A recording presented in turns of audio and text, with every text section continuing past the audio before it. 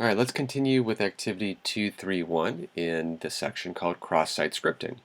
So cross-site scripting is when you're able to execute your own custom JavaScript code on another web page that you're not supposed to. And if you're able to insert your own logic to the website, you might be able to make it do things that's not supposed to do. So let's look at an example of that. So it suggests here that we go to the connections folder on the desktop. So I'm going to do that in the VM.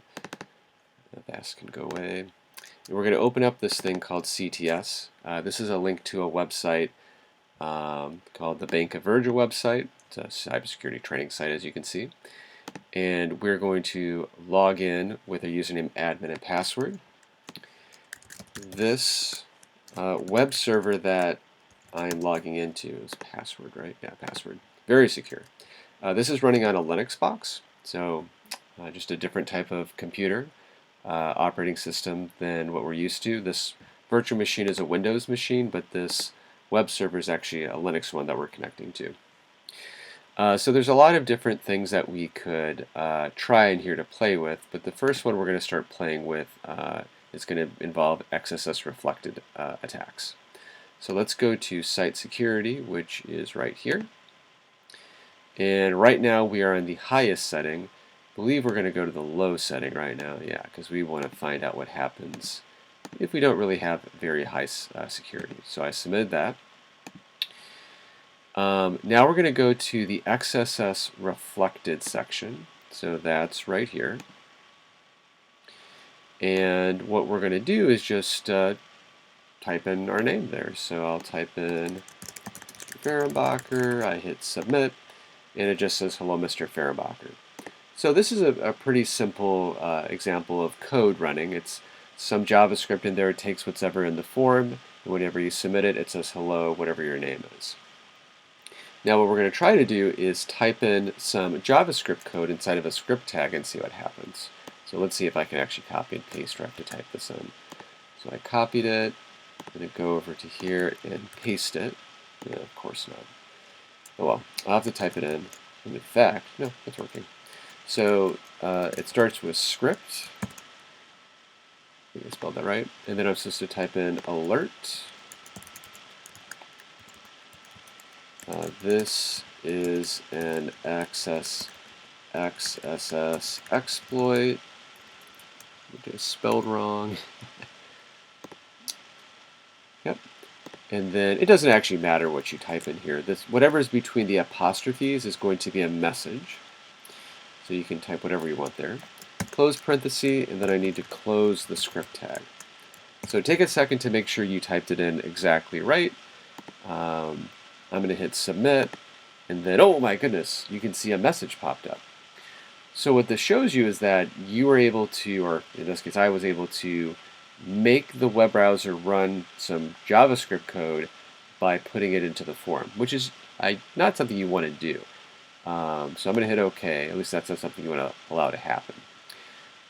So let's do one that's a little bit more interesting. So now we're going to put this script into the box. So it's very similar to the last one. So I'll put the script in, or the script, and I'm going to type in window.load. Oh, open, not load, sorry. Window.open. And in the parentheses, I'm going to write the web address for a search engine you may have heard of before.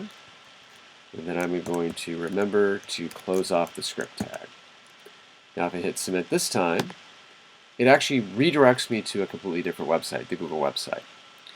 So that could be dangerous, right? If you could put your own JavaScript code into a website and somehow propagate that so other computers also run that same JavaScript code like it's a chat program, you could get a website to redirect to maybe a malicious website.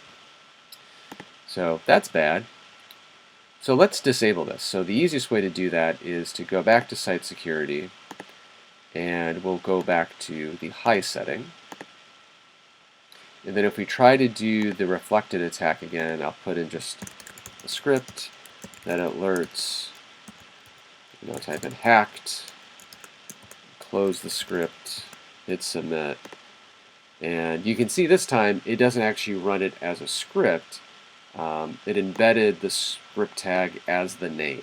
So that's safer. It wasn't actually executing the JavaScript code as JavaScript. All right. So let's talk about protection measures against XSS. Okay. So if we go to the XSS reflected page, which we're currently on, there's a View Source button down here, which I'm going to click on. Now, this is a lot of code that you don't need to read and understand.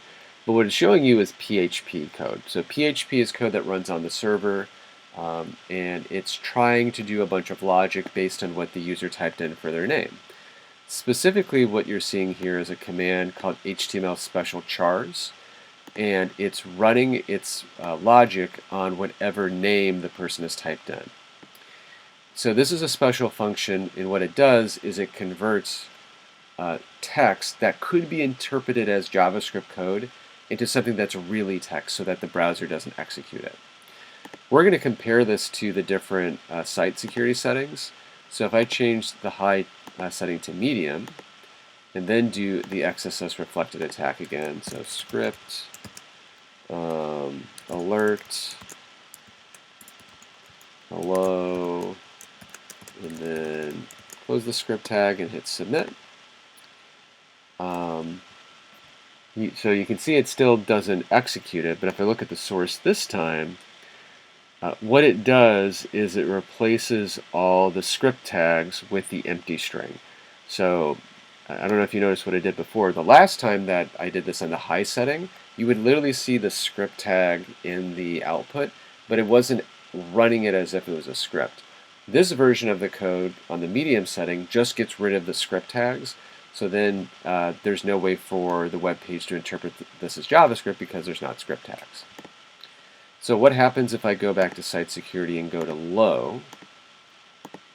Okay, if I go to the reflected XSS section again, if I type in script alert hello, and then close the script tag and hit submit, you know that it says hello, it actually runs the script, and if you look at the source, what happens is it doesn't do anything to the input. It just says, all right, whatever your input is, I'm going to echo it out to the web page with the word hello in front of it.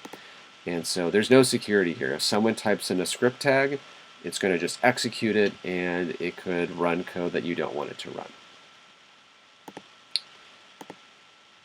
All right, so that's the end of that section then on XSS.